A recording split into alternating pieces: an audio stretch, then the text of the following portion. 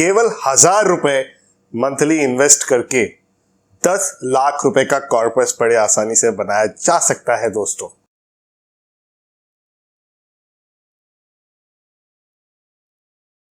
ये बात जितनी आसान सुनने में लगती है उतनी आसान रियल लाइफ में भी है।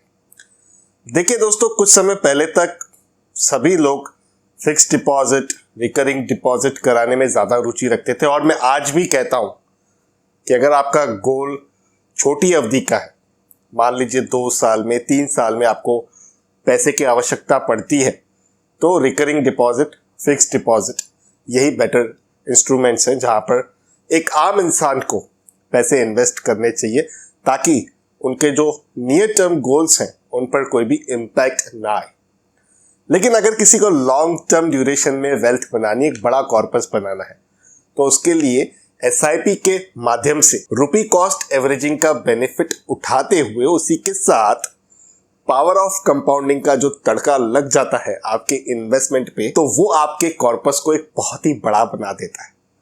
शेयर मार्केट से कुछ लोग पैसा कमा लेते हैं दोस्तों, लेकिन म्यूचुअल फंड से मैंने काफी लोग देखे हैं जिन्होंने पैसे बनाए हैं, जिन्होंने अपनी वेल्थ जनरेट की है, जिनके पास एक बड़ा कॉर्पस एक्यूमुलेट हुआ है। क्यों? क्योंकि वो डिसिप्लिन्ड रहे, उन्होंने एसआईपी की और उसके माध्यम से उनका एक अच्छा कॉर्पस बन गया। लेकिन यहाँ पर बड़ी दिक्कत क्या आती है कि म्यूचुअल फंड्स सही कौन से, चुने कैसे? तो इसके लिए बहुत सारे तरीके होते हैं। उन तरीकों पर ना जाते हुए मैं आपके साथ आज एक सिंप्लीफाइड मेथड के बारे में चर्चा करूंगा, जिसके साथ आपको वैल्यूएबल इनपुट तो प्राप्त होगा ही होगा, उसी के साथ एक एक्शनेबल इनपुट भी प्राप्त हो जाएगा। तो शुरू करते हैं आज के इस वीडियो को, आइए मिलकर सीखते हैं। देखिए, 2 तरीके के इन्वेस्टर्स होते हैं हमारे बीच हमेशा। एक एक्टिवली मार्केट को ऑब्जर्व करते हैं, स्टॉक्स की वॉच लिस्ट बना कर रखते हैं, अपने माइंड में कहीं ना कहीं एक प्राइस सेट रखते हैं कि कोई, मान लीजिए कंपनी का स्टॉक है, वो 1000 रुपए हुआ तो मैं बाय कर लूंगा, जब 1200 रुपए होगा मैं सेल कर दूंगा। ये होते हैं एक्टिव इन्वेस्टर्स, जो हर न्यूज पर पकड़ रखते हैं, जो हर जानकारी को बारीकी से देखते हैं और रिएक्ट भी करते हैं, रिस्पॉन्ड भी करते हैं। जो भी इवेंट्स उनके इन्वेस्टिंग के जर्नी में आते हैं उनके अच्छे से जानकारी प्राप्त करके डिकोड करते हैं और उसके बाद अपनी स्ट्रेटेजी बिल्ड करते हैं। लेकिन कुछ पैसिव लोग भी होते हैं जिनके पास इतना ज्यादा समय नहीं होता है, जो अपने किसी और प्रोफेशन में बहुत ज्यादा बिजी होते हैं। उनके पास बिल्कुल भी यहाँ पर मार्केट को देखने का, ऑब्जर्व करने का टाइम नहीं होता है। तो उनके लिए इस तरीके से एक इन्वेस्टमेंट स्ट्रेटेजी को बिल्ड किया जाए, तो उसमें से एक तरीका होता है पैसिव फंड्स का। अब पैसिव फंड्स भी म्यूचुअल फंड का ही एक कैटेगरी है। यहाँ पर 2 तरीके के फंड्स होते हैं, एक्टिव फंड्स और पैसिव फंड्स। देखिए, जो भी म्यूचुअल फंड्स मैनेज करते हैं उसे हम फंड मैनेजर कहते हैं। तो जो एक्टिव फंड्स मैनेज करते हैं, जैसे कि आपका इक्विटी फंड हो गया, वो एक एक्टिव फंड हो गया। तो जो फंड मैनेजर होते हैं उन्हें हमेशा ये देखना होता है कि जो कंपनियां अभी इस फंड के पोर्टफोलियो में हमने शामिल की हुई है, क्या वो अभी भी ठीक ठाक है? जो एलोकेशन हमने सेट की हुई है इनकी, क्या अभी भी वो उतनी ही रखनी चाहिए या उन्हें रीबैलेंस करना चाहिए, कम करना चाहिए? तो पूरी असेसमेंट उनको एक्टिवली करनी होती है। दूसरा होता है पैसिव फंड, जिसकी ज्यादा जानकारी मैं आपको इसी वीडियो में दूंगा। तो पैसिव फंड में ऐसा कुछ भी नहीं होता। Passive fund simply benchmark index को कॉपी कर लेते हैं, मिरर कर लेते हैं। मान लीजिए एक उदाहरण के तौर पर जैसे निफ्टी 50 है, वहां पर 50 कंपनियां हैं, उनकी अपनी अपनी वेटेजेस हैं जो सेबी के द्वारा डिसाइड होती है कि रिलायंस इंडस्ट्रीज की इतनी वेटेज होगी, एचडीएफसी बैंक की निफ्टी में इतनी वेटेज होगी। और ये जो पैसिव फंड होते हैं सिंपली मिरर करते हैं इंडेक्स को। तो यहाँ पर जैसे मैंने निफ्टी का उदाहरण दिया, तो निफ्टी को यहाँ पर मिरर कर लेते हैं। तो जब सेबी निफ्टी से किसी कंपनी को आउट कर देता है, तो ये फंड मैनेजर्स भी सिंपली उसे फॉलो करते हैं और वो अपने पोर्टफोलियो में से उसे आउट कर देते हैं। जिस वजह से पैसिव फंड में फंड मैनेजर्स को काफी कम मेहनत करनी पड़ती है और उसी वजह से ये सस्ता भी काफी होता है। यहाँ पर एक्सपेंस रेशियो काफी कम होता है और उससे भी बड़ी बात ये हो जाती है कि यहाँ पर आपकी जो इन्वेस्टमेंट है वो पूरी तरह से डाइवर्सिफाइड रहती है, क्योंकि ये कोई एक कंपनी में इन्वेस्ट नहीं करता है। आप जो इंडेक्स चूज करते हो उस इंडेक्स में काफी कंपनियां होती है। जैसे निफ्टी 50 में 50 है तो 50 कंपनी में आपकी इन्वेस्टमेंट होती है। तो अब पैसिव फंड्स को कैसे ढूंढे, उनमें हमें कौन सी चीज़ें देखनी चाहिए, कौन सी डिटेल्स को हमें समझना चाहिए अपने इन्वेस्टमेंट डिसीजन को बनाने से पहले, और किन लोगों के लिए ये पैसिव फंड्स जो है वो सूटेबल है। तो अगर आपको याद हो, कुछ समय पहले मैंने आपके साथ फिनिटी ऐप का जिक्र किया था। यहाँ पर एक अनोखा फीचर आया है फिनिटी की तरफ से, जो है पैसिव इंडेक्स फंड्स का। अब देखिए, फिनिटी दोस्तों एक इन्वेस्टिंग एप्लीकेशन है। यहाँ पर आप 5000 से ज़्यादा म्यूचुअल फंड्स में इन्वेस्ट कर सकते हो। करीबन 42 यानी कि 42 AMCs के साथ इन्होंने टाई अप किया हुआ है। तो एक ही जगह पर आपको वैरायटी ऑफ फंड्स मिल जाते हैं, आप अलग अलग कैटेगरी के फंड्स में इन्वेस्ट कर सकते हो। लेकिन जो ये स्पेशल फीचर इनका अभी लॉन्च हुआ है पैसिव इंडेक्स फंड्स का, उसकी ज़्यादा चर्चा हम आज के वीडियो में करेंगे, क्योंकि मेरा टॉपिक उससे जुड़ा हुआ है। अब देखिए, यहाँ पर पहले तो फिनिटी में अकाउंट क्रिएट करने के लिए कहीं पर भी आपको जाने की ज़रूरत नहीं पड़ती है। आपका जो पूरा KYC प्रोसेस है वो आप कंप्लीट कर सकते हो।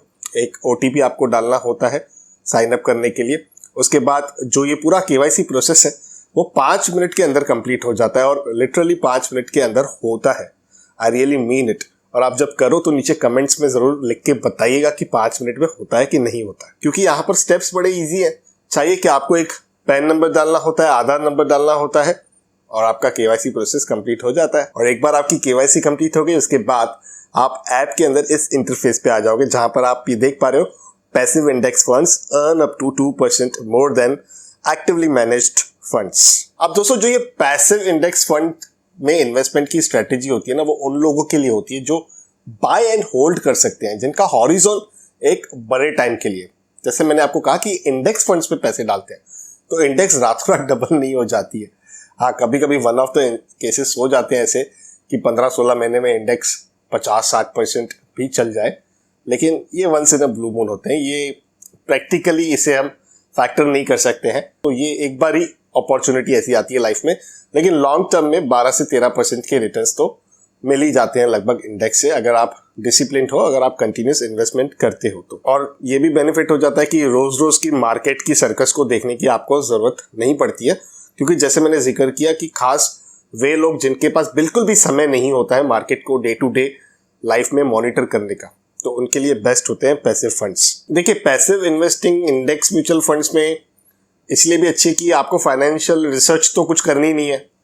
यहाँ पर वो सीधा मिरर हो रहा है, इंडेक्स का ही मिरर हो रहा है। तो यहाँ पर आपको अपनी मेहनत कुछ नहीं करनी है। जो इंडेक्स है वहाँ पर जो कंपनीज है, जस्ट उसी का ही पोर्टफोलियो आप बाय कर रहे हो, और यहाँ पर जो कॉस्ट ऑफ एक्विजिशन है वो भी काफ़ी कम लगती है, जो मैं आपको आगे ज़रूर बताऊंगा। अब देखिए, यहाँ पर मैं पेज को नीचे स्क्रॉल करता हूँ, तो आप ये देख पा रहे हो, यहाँ पर 4 तरीके के हमें ऑफरिंग्स देखने के लिए मिल रहे हैं। एक है निफ्टी बैकर्स, जो निफ्टी इंडेक्स को एग्जैक्टली मिरर करते हैं। दूसरा है सेंसेक्स बैकर्स।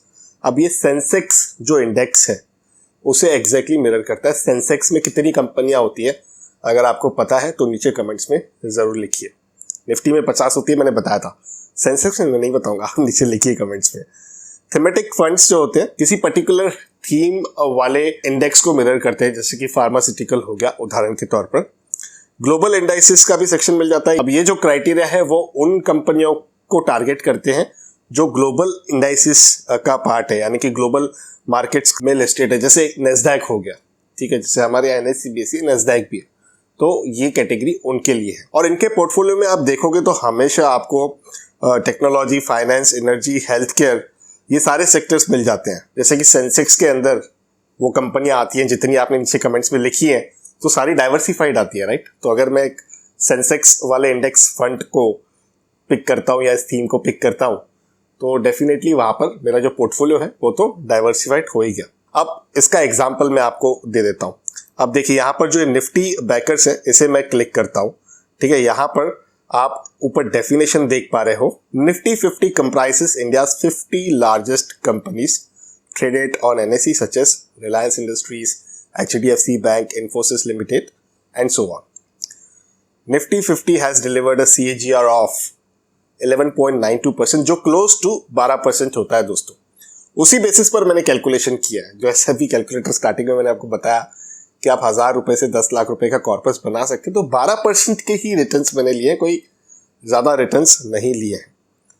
तो यहाँ पर हम देख पा रहे हैं और 5 साल का ये पीरियड मेंशन है जिसमें करीबन 12% के CAGR रिटर्न्स इंडेक्स ने दिए हुए हैं। अब हम क्या करेंगे, ये अलग अलग पीरियड चूज कर देंगे, उनमें क्या क्या रिटर्न्स आए, जैसे कि 5 साल में कितना, 3 साल में कितना, जो भी टाइमलाइन से मैं सारी चेक कर रहा हूँ यहाँ पर। और ये जो सारे फंड्स आप देख पा रहे हो, ये फिनिटी रिकमेंड कर रहा है अपने स्मार्ट एल्गोरिथम के माध्यम से, ठीक है, जहां पर बहुत सारे फैक्टर्स कंसीडर होते हैं। इसमें हिस्टोरिकल परफॉर्मेंस को देखा जाता है, फंड मैनेजर का परफॉर्मेंस देखा जाता है, एक्सपेंस रेशियो, ट्रैकिंग एरर एक मजेदार पॉइंट है, इस पर मैं आऊंगा डिटेल में, ठीक है। आप यहाँ पर फिल्टर भी कर सकते हो कि जो फंड्स आपको चाहिए वो कौन से इन्वेस्टमेंट क्राइटेरिया या स्ट्रेटेजी के हिसाब से चाहिए। जैसे कि फंड ऑप्शंस होते हैं, ग्रोथ के चाहिए, डिविडेंड के चाहिए, फंड हाउस के हिसाब से आपको यहाँ पर फिल्टर करना है, इंडेक्स के हिसाब से करना है। तो ये सारी जो सॉर्टिंग है, ये जो सारे फिल्टर के ऑप्शंस हैं, वो आपको यहाँ पर देखने के लिए मिल जाते हैं। अब और बेटर इस चीज को एक्सप्लेन करने के लिए थोड़ा इन डेप्थ जाते हैं। यहाँ पर हम अभी फंड्स के अंदर भी चले जाते हैं कि जो ये एग्जाम्पल टॉप फंड है उसको ही मैं यहाँ पर स्क्रॉल ऊपर करके सिलेक्ट कर देता हूँ, ठीक है। यहाँ पर 5 साल के रिटर्न्स 15% के आसपास दिख रहे हैं, तो इसी फंड को मैं सिलेक्ट कर देता हूँ। अब जैसे ही मैंने इसे सिलेक्ट किया तो आप यहाँ पर देख पा रहे हो कि किस प्रकार के रिटर्न्स इस फंड ने दिए हुए हैं। अलग अलग टाइम फ्रेम को चेक कर लेते हैं कि 3 साल में कैसे रिटर्न्स दिए हुए हैं इस पर्टिकुलर फंड ने, 1 साल में कैसे दिए हुए हैं। 57% वैसे 1 साल में बहुत ज़्यादा होते हैं, 6 महीने में 14%, 3 महीने में 8% और 1 महीने की बात करें तो करीब करीब 4% के रिटर्न्स इस फंड ने बनाकर दिए हैं। अब सबसे इंपॉर्टेंट बात क्या होती है दोस्तों, कि जब भी आप पैसिव इंडेक्स फंड में इन्वेस्टिंग करें तो उस समय आप एक्सपेंस रेशियो और ट्रैकिंग एरर 2 चीजें जरूर चेक करें। अब देखिए, मैं यहाँ पर ये चेक वाला जो बटन है ना, उसे क्लिक करके बता रहा हूँ। जैसे कि ये म्यूचुअल फंड है, यहाँ पर ट्रैकिंग एरर बता रहा है 0.02%। ट्रैकिंग एरर होता क्या है, तो अगर हम टेक्स्ट बुक की डेफिनेशन को देखें, the difference between the funds returns and the index it tries to mimic, the lower the tracking error the better it is. ये एक टेक्स्ट बुक वाला डेफिनेशन है। प्रैक्टिकली अगर मैं आपके साथ शेयर करूं तो इसे सिंपल हम ऐसे समझ सकते हैं कि जैसे निफ्टी में अगर 50 कंपनियां हैं और आपने मान लीजिए 50 की 50 कंपनियां जिस हिसाब से उनकी एलोकेशन है निफ्टी में, उस हिसाब से आपने उनमें परचेसिंग कर ली। मान लीजिए आपने 10 लाख रुपए की इन्वेस्टमेंट करी और जिस हिसाब की एलोकेशन है, मान लीजिए रिलायंस इंडस्ट्रीज में 10% की एलोकेशन है, तो आपने अपने 10 लाख रुपए में से 1 लाख रुपया रिलायंस इंडस्ट्रीज में डाल दिया, यानी कि रिलायंस इंडस्ट्रीज के शेयर्स परचेज कर दिए। उसी तरह HDFC बैंक की अगर 9% है तो आपने उतने जो फंड्स हैं वो HDFC बैंक में इन्वेस्ट कर दिए, यानी कि HDFC बैंक के शेयर्स ले लिए। आपने सेम एलोकेशन रखी। अब 1 साल में निफ्टी ने 10% के रिटर्न्स बनाए और आपके पोर्टफोलियो ने केवल 9.5% के रिटर्न्स बनाए, तो यहाँ पर ट्रैकिंग एरर जो है वो आधे % का हो जाएगा।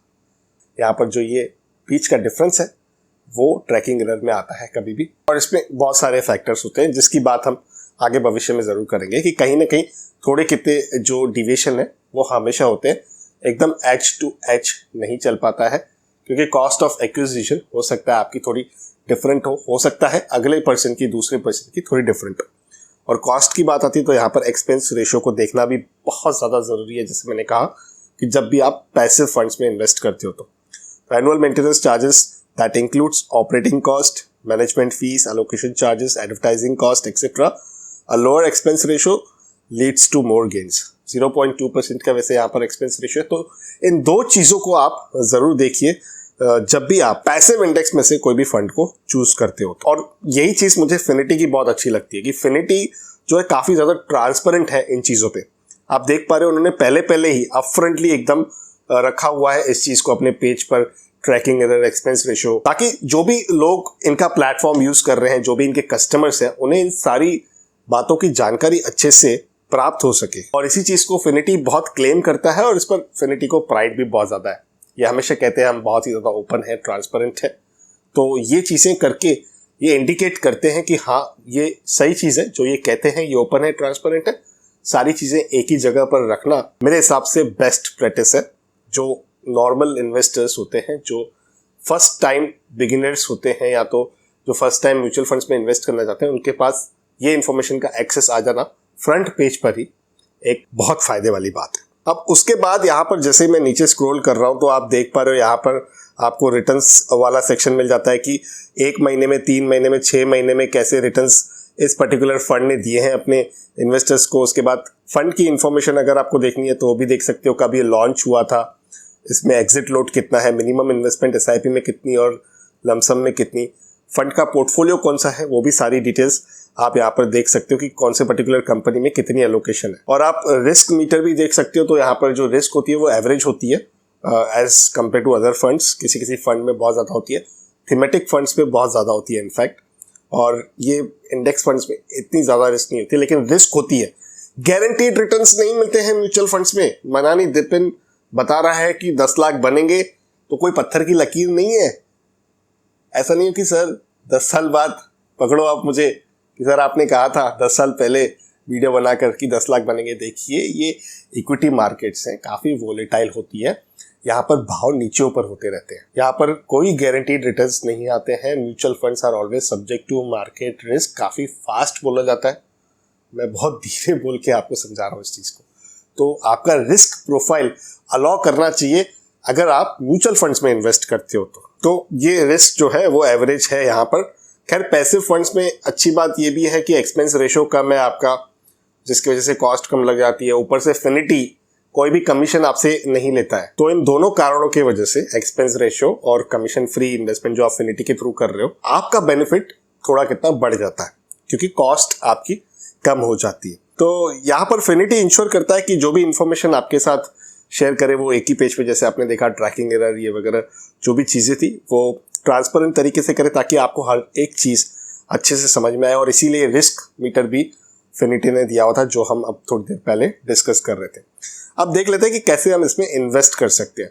तो इसी फंड में जस्ट डिमॉन्स्ट्रेशन के लिए यूज़ करूँगा, ठीक है। इसी फंड में इन्वेस्ट नाउ पर क्लिक कर दिया। अब ये वन टाइम में जो मिनिमम इन्वेस्टमेंट है वो 5,000 रुपये की है, लेकिन अगर मैं मंथली एसआईपी की तरफ क्लिक करता हूँ तो यहाँ पर मुझे दिखा रहा है मिनिमम इन्वेस्टमेंट अमाउंट ₹500, ठीक है। अब मैं यहाँ पर एसआईपी की तरफ ही क्लिक करके 500 रुपीज़ डाल देता हूँ। जैसे ही मैंने ये 500 रुपीज़ एंटर किए दोस्तों, तो ये मुझे बता रहा है यहाँ पर टोटल वैल्यू आफ्टर 10 ईयर्स 1,40,000, पर लिखी हुई नहीं है, गारंटीड नहीं है। अगेन मैं कह रहा हूँ, प्रोजेक्टेड है।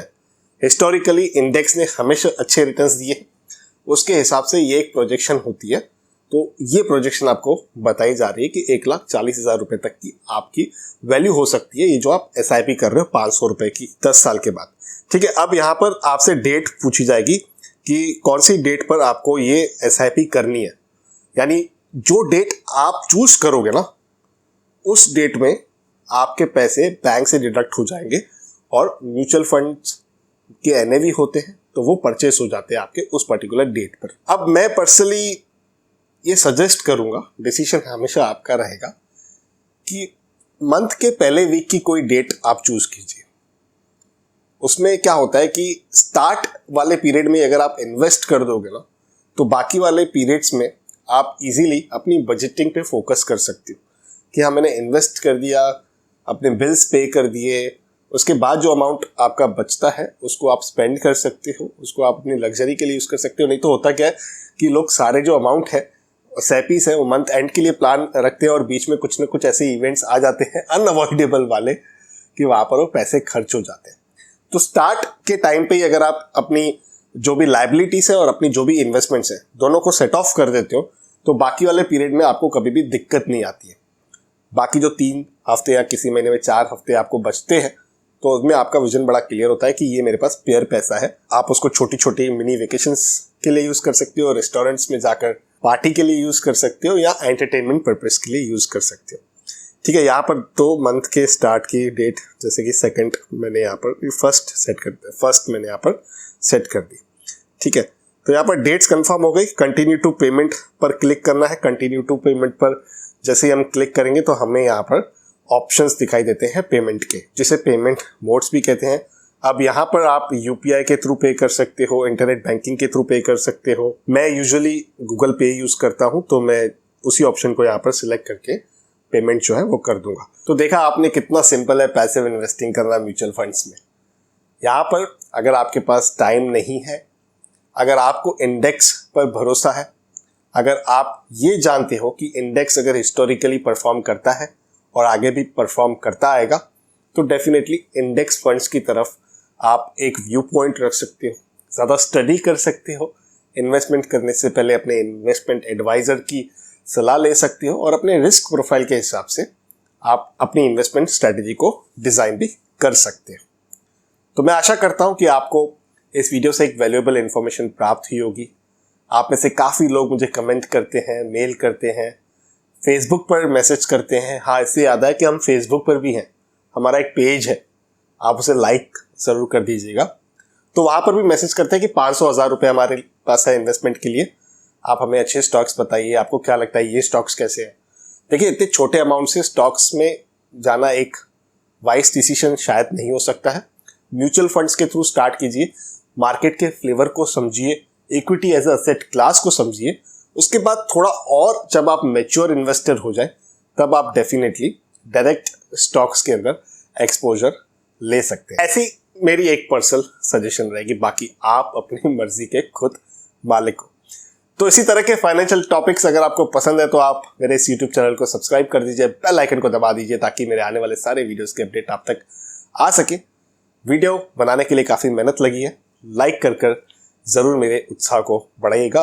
अगर आपके कोई दोस्त हैं, आपके रिश्तेदार हैं और आपको लगता है ये इन्फॉर्मेशन उनके काम आ सकती है तो इस वीडियो को ज़रूर शेयर कीजिए। आपके कोई भी सवाल और सुझाव है तो नीचे कमेंट्स के माध्यम से आप मुझसे पूछ सकते हो। तो करते हैं कंक्लूड इस वैल्यूएबल वीडियो को यहीं पर। जल्द मिलते हैं किसी और इंटरेस्टिंग टॉपिक के साथ किसी और दूसरे वीडियो में।